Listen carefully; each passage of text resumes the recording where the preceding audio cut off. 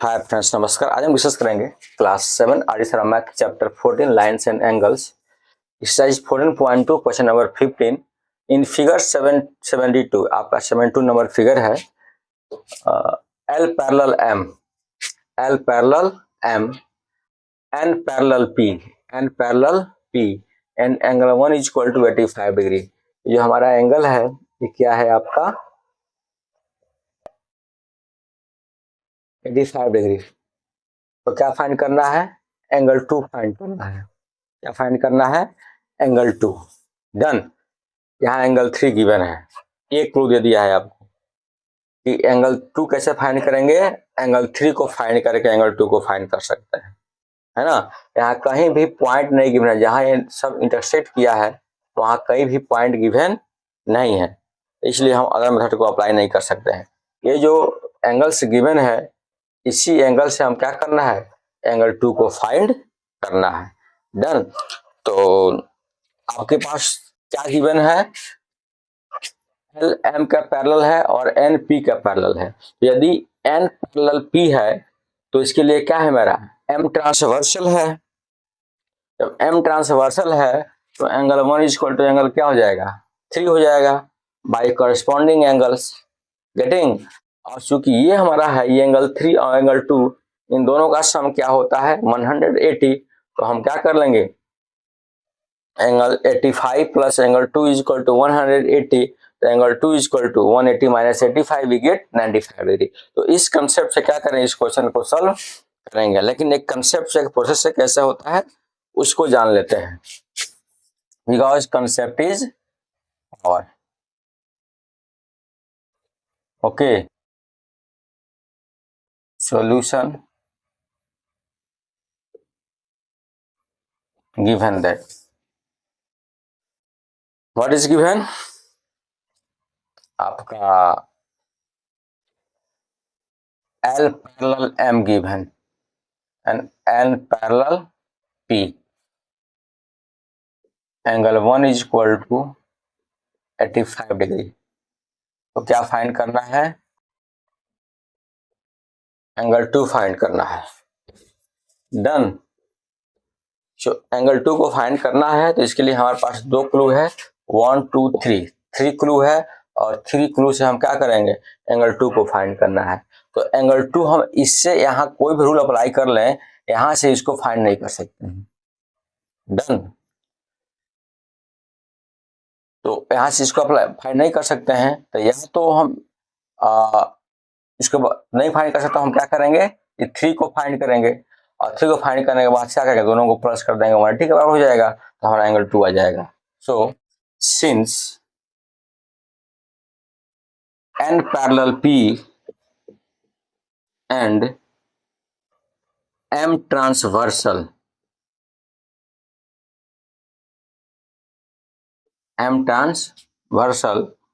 therefore angle 1 is equal to angle 3 is equal to 85 degree by corresponding angle.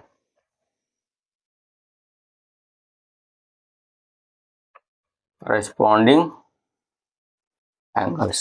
Okay. Since angle 3 plus angle 2 is equal to 180 degree. So we get angle 3 क्या है आपका 85 degree plus angle 2 is equal to 180 degree. Getting. Are we का right हम इसको ऐसे apply कर सकते हैं कि जैसे कर सकते हैं, since m parallel L and m parallel L M and P is transversal, P is transversal, therefore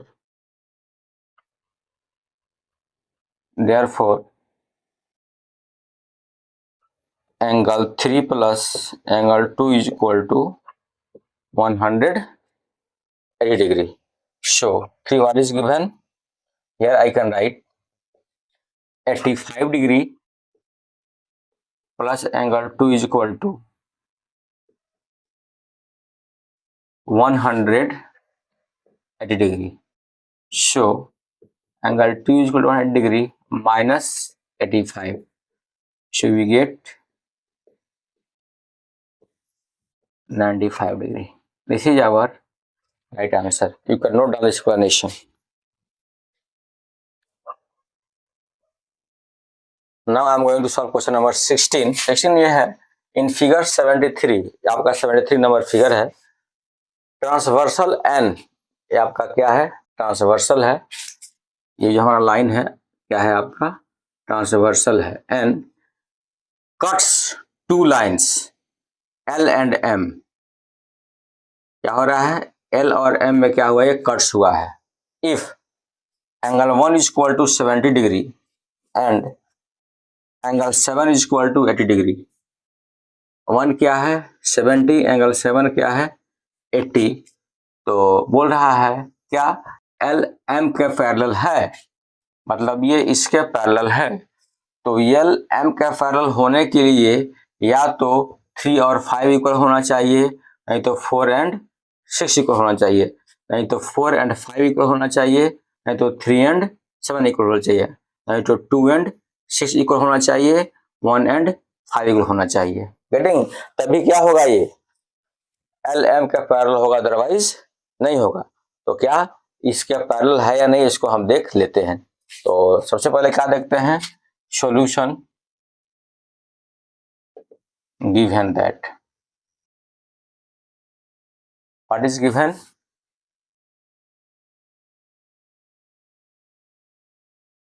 n cuts two lines.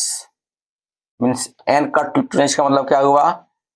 n आपका transversal.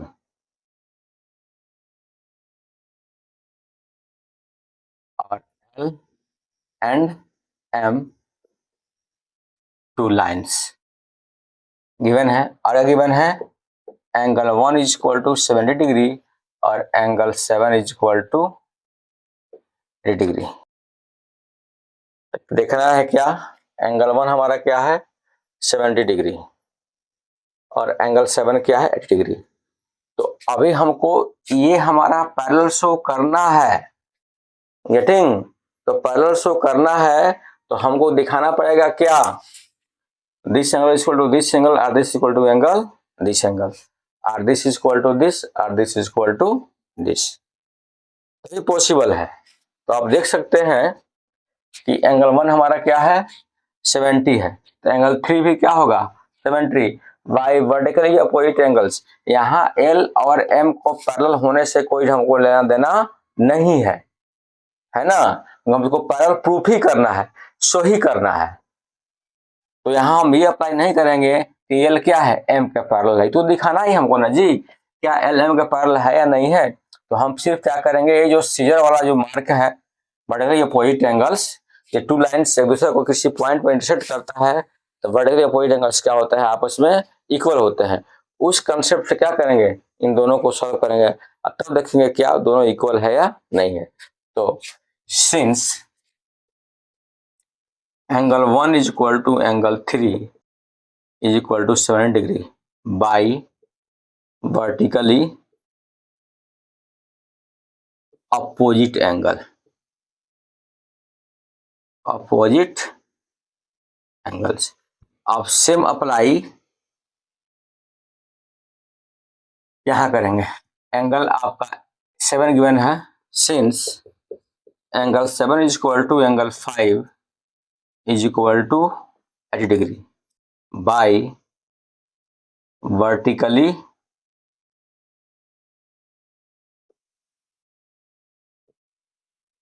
Opposite angle, by vertically opposite angles. So by vertically opposite angles. तो आप देख सकते हैं अब क्या है? अब 3 और 5 now angle 3 since angle 3 is equal to 70 degree and angle 5 is equal to 80 degree. 3 क्या है आपका, हियर इज गिवन 70 और 5 क्या है 80, और ये है क्या, अल्टरनेट है, और है क्या अल्टरनेट, लिखेंगे नाउ। नाउ तो अल्टरनेट है, तो since angle 3 not equal to 5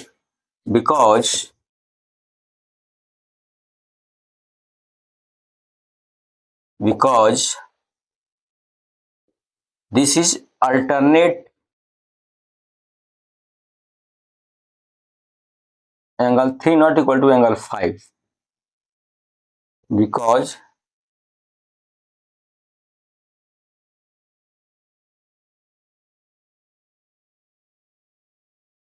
यानी angle 3 not equal to angle 5, therefore L not parallel M because alternate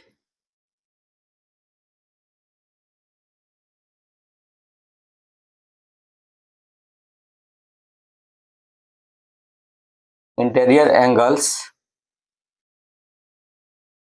are not equal। Okay, इसको क्या करना था, शो करना था, आप इसको नोट डाउन कर सकते हैं। ओके सो गाइस, आज के लिए बस इतना ही, फिर मिलेगा नेक्स्ट वीडियो में नेक्स्ट क्वेश्चन के साथ। तब तक धन्यवाद, जय हिंद।